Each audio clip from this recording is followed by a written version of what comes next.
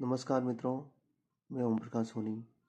आज हम लोग जो मरुद्रा संकल्प क्वेश्चन बुकलेट हैं उसमें हम लोग चैप्टर 3 की बात करेंगे, जिसमें कुछ न्यूमेरिकल प्रॉब्लम को हम यहाँ पे सॉल्व कर रहे हैं। तो आप मित्रों चेक करेंगे जो हमारे पास ऑब्जेक्टिव क्वेश्चंस हैं विद्युत धारा वाले लेसन के अंदर। एक ऑब्जेक्टिव क्वेश्चंस की बात कर रहा हूँ, जिसके अंदर अपने पास एक जो है बल्ब दे रखा है और बल्ब के ऊपर जो है रेटेड वोल्टेज जो है 220 वोल्ट है और 100 वॉट का बल्ब है और इसको हमने 100 वोल्ट सप्लाई से कनेक्ट किया है। हमें यहाँ पर बल्ब का रेजिस्टेंस फाइंड आउट करना है कि बल्ब का रेजिस्टेंस क्या होगा। तो मित्रों देखिए, हमारे पास में पावर का जो फॉर्मूला होता है सर्किट के केस के अंदर P बराबर वी आई होता है। क्योंकि यहाँ पर बल्ब के अंदर हमें करंट नहीं दे रखी, तो आई को हम चेंज करेंगे ओम्स लॉ के अकॉर्डिंग V अपॉन आर से। तो हमारे पास टोटल फॉर्मूला बन जाएगा V स्क्वायर अपॉन आर। तो मित्रों हम लोग यहाँ से देखेंगे, हमें रेजिस्टेंस बल्ब का फाइंड आउट करना है। आर इज इक्वल हो जाएगा V स्क्वायर अपॉन P। देखिए V स्क्वायर हम लोग बल्ब का जो रेटेड वोल्टेज है उसको लेंगे, क्योंकि बल्ब मैक्सिमम इतने वोल्टेज को जो है सहन कर सकता है। तो बल्ब का रेजिस्टेंस फाइंड आउट करने के लिए हम लोग जो है इसको 220 वोल्ट रखेंगे यहाँ पर और 100 इसका जो है पावर है। इसको सॉल्व करेंगे तो 484 ओम हमारे पास आंसर आ जाएगा। अगर हमें यहाँ पर सर्किट के अंदर करंट पता करनी होगी, भाई बल्ब जब 100 वोल्ट सप्लाई से कनेक्ट किया गया है तो उस बल्ब के अंदर कितनी करंट सप्लाई होगी, तो फिर हम लोग वापस फॉर्मूला इस ओम के लॉ के अनुसार V बराबर आई आर करके यहाँ पर अगर हम लोग I निकालेंगे तो V अपॉन आर। और मित्रों यहाँ पर ध्यान रखें कि V वोल्टेज जो हमने सोर्स लगाया है 100 वोल्ट का लगाया है, तो 100 वोल्ट यहाँ पर अप्लाई होगा और हमारे पास में आर जो रेजिस्टेंस हम निकाल रखे हैं 484, इससे कैलकुलेट करेंगे तो हमारे पास करंट मिल जाएगी। जबकि हमें यहाँ पर सिर्फ ओनली फॉर रेजिस्टेंस ही पता करना था, तो हमारे पास सी आंसर टिक हो जाएगा। नेक्स्ट मित्रों आप देखेंगे कि एक आपके पास में न्यूमेरिकल प्रॉब्लम है, जिसमें आपको एक सिल्वर वायर है जिसका रेजिस्टेंस दे रखा है 27.5 डिग्री सेल्सियस पर 2.1 ओम, 100 डिग्री सेल्सियस पर 2.7 ओम, और हमें इसका जो है थर्मल कोफिशिएंट फाइंड आउट करना है। जो रेजिस्टिविटी थर्मल कोफिशिएंट है उसे हम पता करके बताना है, यानी कि प्रतिरोधकता ताप गुणांक। आपको पता है मित्रों कि हमारे पास जो रेजिस्टेंस और टेम्परेचर के बीच ये रिलेशन रहता है, R T is equal to होता है R naught 1 plus alpha T. Alpha जो होता है वही प्रतिरोधकता ताप गुणांक है, जिसे हमें यहाँ पर पता भी करना है। तो मित्रों मैं इसको दो टेम्परेचर के अलग अलग फॉर्मूला लिख रहा हूँ कि T1 टेम्परेचर जैसे इसको बात कर लेते हैं और T2 इस टेम्परेचर को ले लेते हैं। तो इसके अकॉर्डिंग मैं अगर इन दोनों का डिवाइड करूँ तो हमारे पास में आर नॉट से आर नॉट कैंसिल हो जाएगा, फॉर्मूला ऐसे बचेगा। मित्रों यहाँ पर हम लोग अगर टेम्परेचर के अकॉर्डिंग जो है रेजिस्टेंस की वैल्यू पुट करें और फिर इसको क्रॉस मल्टीप्लाई करके सॉल्व करें, तो मित्रों हमारे पास में इस तरीके से आंसर काउंट हो जाएगा और जो अल्फा की वैल्यू निकल के आएगी 0.0044 और पर डिग्री सेल्सियस, ये हमारे पास इसका यूनिट रहेगा। नेक्स्ट मित्रों हमारे पास एक अच्छा क्वेश्चन है। एक हमारे पास में क्यूबिक जो है नेटवर्क के अंदर जो है रेजिस्टेंस कनेक्ट किए गए हैं 12 रेजिस्टेंस, यानी कि 12 रेजिस्टेंस कनेक्ट किए हैं 1 ओम वाले। तो यानी कि प्रत्येक का रेजिस्टेंस 1 ओम है और इसको एक क्यूब के फॉर्म में कनेक्ट किया गया है। अब मित्रों यहाँ से इस क्यूब का ये जो एंड है और इस एंड के अकॉर्डिंग एक बैटरी लगाई गई है 10 वोल्ट की, 10 वोल्ट की बैटरी कनेक्ट की है। अब मित्रों इस सर्किट के अंदर हमें पता करना है कि भाई करंट कितनी चल रही है, और मित्रों यहाँ से हमें ये भी पता करना है कि सर्किट का जो है इक्विवेलेंट रेजिस्टेंस क्या है, ये भी पता करना है। बहुत इजी क्वेश्चन है मित्रों। यहाँ पे देखेंगे हम किरचॉफ लॉ यहाँ पर काम में लेंगे। किरचॉफ का जो सेकंड लॉ है उसके अकॉर्डिंग मित्रों हम लोग पहले क्या करेंगे, इस सर्किट के अंदर एक करंट एज्यूम करेंगे। जैसे यहाँ पर मान लेते हैं 3i करंट चल रही है, इस बैटरी से 3i करंट हमने सप्लाई की। 3i यहाँ पर देखेंगे तो मित्रों यहाँ पर जो है 3 ब्रांच के अंदर डिवाइड हो रही है इक्वली, तो इसमें भी आई जाएगी, इस ब्रांच में भी आई करंट और इस ब्रांच में भी आई करंट। मित्रों ध्यान रखें कि यहाँ से आई करंट सप्लाई होते हुए यहाँ पर इसको 2 ब्रांच और दिख रही है, तो इक्वली आपके पास डिस्ट्रीब्यूट हो जाएगी, यानी कि इस ब्रांच के अंदर आपके पास में जो करंट है वो I/2 सप्लाई होगी और इस ब्रांच के अंदर करंट I/2 सप्लाई होगी। सिमिलरली आप देखेंगे मित्रों इस ब्रांच के अंदर आई करंट जा रही थी, यहाँ पर इसको 2 रास्ते दिख रहे हैं, 2 ब्रांच दिख रही है, तो यहाँ पे I/2 और यहाँ पर I/2। अब आप मित्रों आगे चेक करें, इस ब्रांच के अंदर I/2 करंट आ रही है, इस ब्रांच के अंदर भी I/2 करंट आ रही है, वापस जी यहाँ इस जंक्शन पर मिलेगी तो वापस टोटल करंट वापस I मिलेगी। तो इस प्रकार से इस ब्रांच के अंदर जो हमारे पास करंट चल रही है वो I करंट है। इसी प्रकार से मित्रों पूरे नेटवर्क के अंदर हम लोग करंट की वैल्यू फाइंड आउट कर सकते हैं। यहाँ पर मित्रों हम लोग जो है किरचॉफ लॉ लगाते हैं। एक मैंने क्या पर जो है क्लोज लूप कंसिडर किया है। क्लोज लूप जो हमारे पास में है ये ABCD ए, सॉरी इसको हमने मित्रों यहाँ पे C' लिया है। तो ABC और मित्रों हमारे पास में ए, ये हमारे पास में क्लोज लूप है। इस लूप के अंदर हम लोग अगर किरचॉफ का नियम लगाएं तो हमारे पास किरचॉफ लॉ इस प्रकार से मित्रों कि sigma I R is equal to होता है सिग्मा ई। तो ये आई इंटू आर, आई/2 into R, I into R, इस सब का सम जो है, क्योंकि किरचॉफ लॉ ये कहता है कि सिग्मा जो आई आर है रेजिस्टेंस के अक्रॉस जितने भी वोल्टेज हैं उसका सम जो है वो आपके सिग्मा ई, यानी कि जितने भी आपके पास ईएमएफ लगे यानी जितने भी सेल लगे उन सबके सेल के बराबर होता है। तो हमारे पास में ये आई आर का जो है सम कर लिया बराबर ए की बैटरी है कनेक्ट, तो हमारे पास में ई लिख लिया मैंने। इस बैटरी का जो नोटेशन है मैं ई ले रहा हूँ।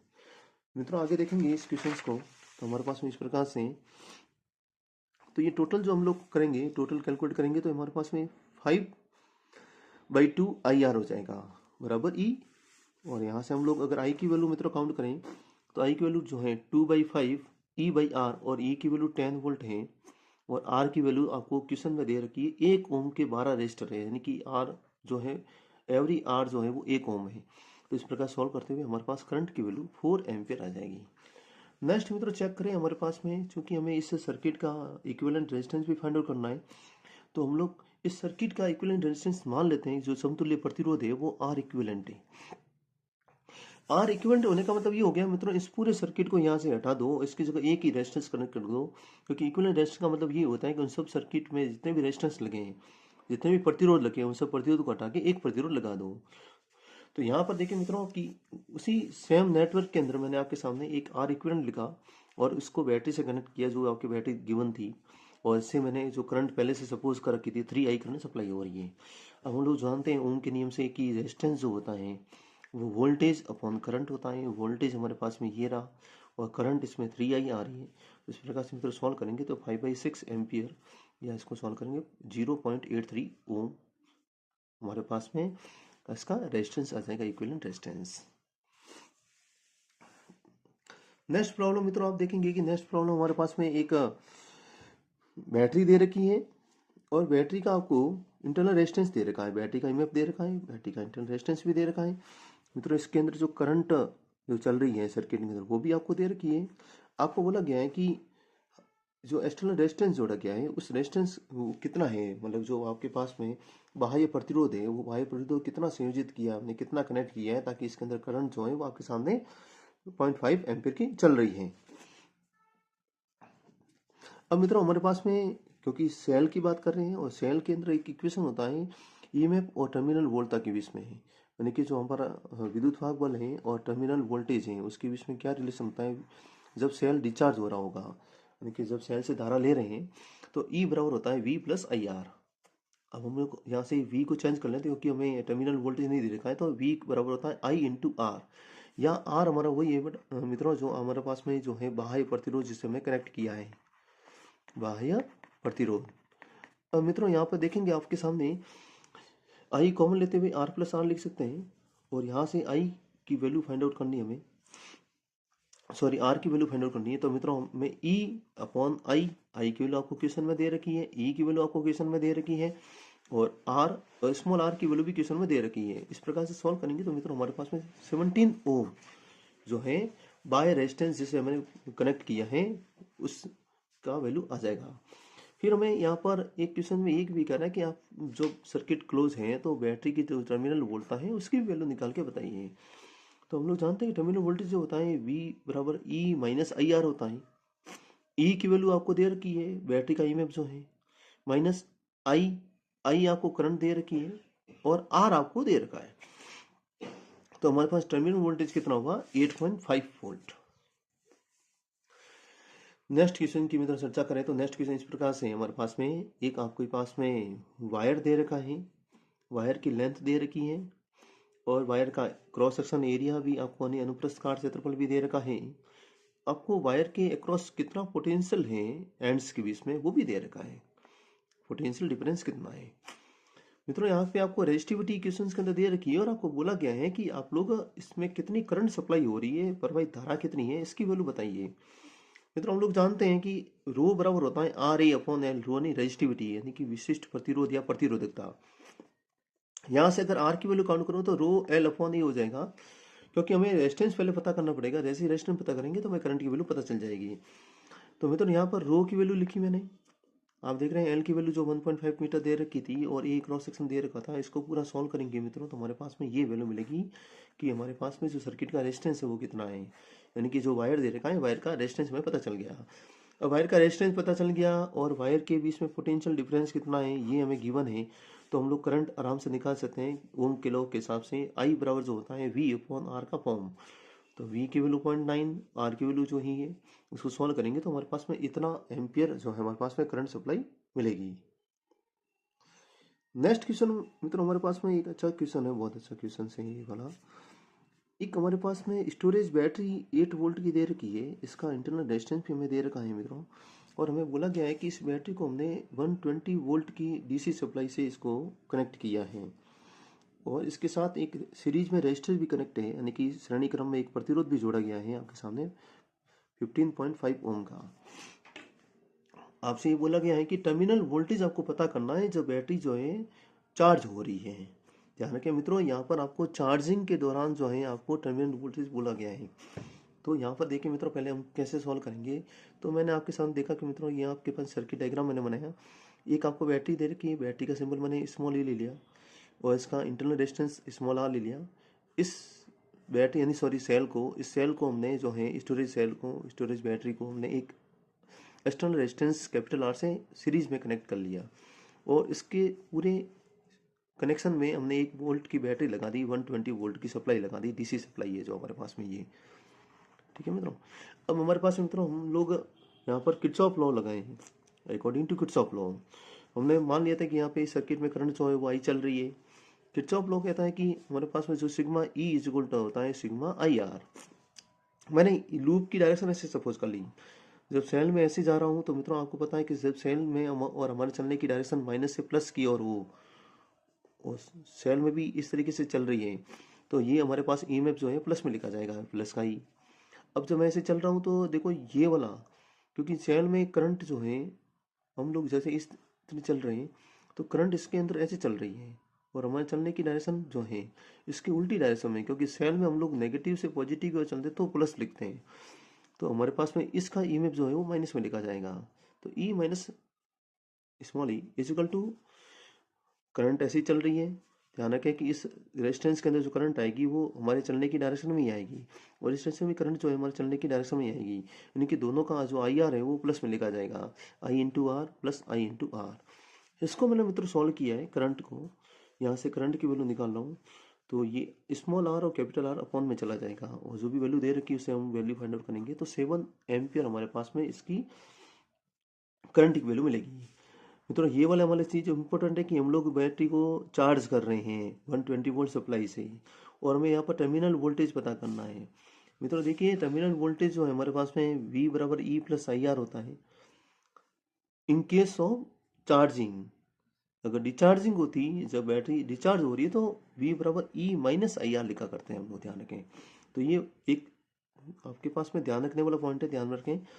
प्लस आई हमने निकाल दिया, आर हमें दे रखा है, सॉल्व करेंगे तो 11.5 वोल्ट हमारे पास में टर्मिनल वोल्टेज मिलेगा। अब देखें कि जब हम बैटरी का चार्ज कर रहे हैं तो टर्मिनल वोल्टेज ज़्यादा आएगा, क्योंकि बैटरी तो 8 वोल्ट की ही दे रखी थी, हम बैटरी को चार्ज करें उसका वोल्टेज बढ़ा रहे हैं। नेक्स्ट क्वेश्चन मित्रों हमारे पास में इस प्रकार से है कि हमारे पास में एक आपके पास में है number of charge density of free electron जो है 3 मीटर लंबे कॉपर वायर के अंदर हमारे पास में दे रखी है, यानी कि 3 मीटर का लंबा कॉपर वायर है, उसके अंदर हमें चार्ज डेंसिटी दे रखी है, उसका क्रॉस सेक्शन भी दे रखा है मित्रों हमारे पास में, ये क्रॉस सेक्शन उसका कितना है, तो ये क्रॉस सेक्शन 2 इंटू 10 की पावर -6 10 की -6 मीटर स्क्वायर हमारे पास में, इसका अनुप्रस्थ काट भी दे रखा है। Charge density, number of charge density, charge carriers कितने इसकी वैल्यू दे रखी है। हमें यहाँ पर ये पता करना है कि जो आपके पास में वायर है, उस वायर के अंदर जो है, जैसे ये वायर सपोज कर लेते हैं, ये वायर है, इस तरीके से कोई वायर है, इस वायर के अंदर जो इलेक्ट्रॉन है यहाँ से मूव करके यहाँ तक पहुँचता है, यानी कि ड्रिफ्ट वेलोसिटी के साथ यहाँ तक आता है, पूरी एल लेंथ को कवर करता है, तो कितना टाइम लेगा ये टाइम हमें पता करना है मित्रों। यानी कि हमारे पास में इस वायर को क्रॉस, एक एंड से दूसरे एंड तक जब इलेक्ट्रॉन क्रॉस कर रहे हैं टोटल एल लेंथ तक, तो कितना टाइम टेकन है, इस टाइम का वैल्यू हमें फाइंड आउट करना है। यहाँ देखेंगे मित्रों, हम लोग जो है करंट और अपवाह वेग में एक रिलेशन जानते हैं, आई बराबर एन ई वी डी होता है, जो ड्रिफ्ट वेलोसिटी और करंट के बीच में रिलेशन। तो हम पहले तो ये पता कर लेते हैं भाई इलेक्ट्रॉन जो है किस वेलोसिटी से, एवरेज वेलोसिटी से एक एंड से दूसरे एंड की ओर मूव कर रहे हैं। तो मित्रों हम लोग ये पता कर लेते हैं वी डी की वैल्यू क्या आएगी, आई अपॉन एन ई, ठीक है ना। ये फॉर्मूला हम लोग यूज करेंगे वी डी के लिए। आगे अब देखेंगे मित्रों टाइम हमें निकालना है। टाइम निकालना है तो हमें टाइम कैसे निकाल सकते हैं, तो हम लोग जानते हैं कि मित्रों कि जो टाइम समय जो होता है, समय जो होता है वो लेंथ डिवाइड बाई क्या होता है, वेलोसिटी। कितना लेंथ कवर किया, वेलोसिटी क्या है, वेलोसिटी का जो रेशियो फॉर्मूला था मैंने यहाँ पे पुट किया। इस पूरे को जो सॉल्व करेंगे मित्रों, हमारे पास में जो क्वेश्चन में वैल्यू दे रखी है सारी, उन सबको वैल्यू पुट करेंगे तो 27.2 इंटू 10⁻³ या 2.72 इंटू 10⁻⁴ सेकेंड, यानी कि इतना सेकेंड लगेगा एक इलेक्ट्रॉन को, सारे इलेक्ट्रॉन्स जितने भी चार्ज डेंसिटीज हैं यहाँ से यहाँ तक मूव करने में। तो मित्रों इस प्रकार से जो क्वेश्चन बुकलेट थी, उसके जो मैंने सिलेक्टेड क्वेश्चंस न्यूमेरिकल प्रॉब्लम थी मैंने आपके सामने सॉल्व करके दिखाई आपको। आपको अगर अदर कोई भी क्वेश्चंस के अंदर प्रॉब्लम है तो आप जरूर मुझे मैसेज करके बता सकते हैं। नेक्स्ट वीडियो के साथ मित्रों फिर मिलेंगे। Thanks to all.